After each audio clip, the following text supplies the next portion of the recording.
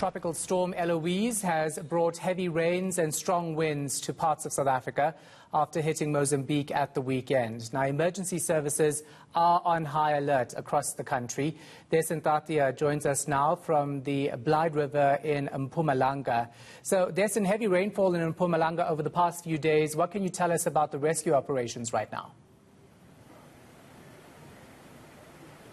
Definitely, Shahan. In fact, we saw some really heavy rainfall over the past 2 days. As you know, we've been with Rescue SA at their base that they set up in Blyde River. And the reason for that was that it was quite a strategic location, allowing them to deploy their teams wherever they needed to do that. And during my earlier crossings, I had said that it was fortunate that there had been no serious incidents yet.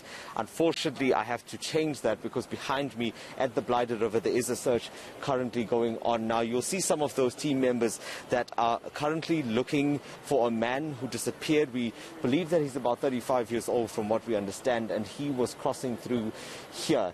You'll see that the water is flowing quite quickly. It's not an easy task for this rescue team, but just over here we have a command center that has been set up as well. Paul Herbst is just sending up his drone now.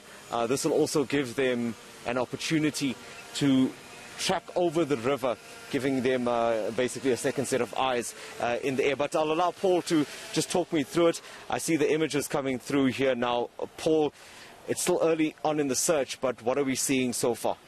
The river is still very high and flowing extremely fast. Rescuers jumped in about 200 meters above the river where the entry point was and making their way down towards multiple search areas.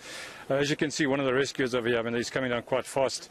The guys will be carrying on searching as much as we can, as much as it's safe to do so. Yeah, what are the challenges that they're experiencing now? The problem is the river is still increasing, water level is still increasing, and you can see on the monitor now there's multiple obstacles in there. And the last thing we want to do is one of our rescuers to get caught in one of the trees or something. There's a lot of debris at the bottom of the river, so we'll carry on as much as we can, and hopefully we can find and get closure for the family. Yeah, and you know, we were just saying earlier that it's unfortunate that this kind of news is now coming in. It generally happens after there is heavy rainfall in the area. Is there anything anything more that we know about this specific incident? Perhaps if the gentleman was walking with anyone, or if anyone else may have been here at the time. I'm not too sure on the exact the whereabouts and what transpired. The problem we're going to have now is that because the majority of rainfall is finished, people have coming from their place of safety, coming back to their houses and trying to cross these rivers, and therefore coming into difficulty. So we're probably going to see in the next couple of days more of these scenarios. How long is the team going to be out there? As long as we can, as long as the environment allows us to be here. Probably by sunset we'll depart back to our base.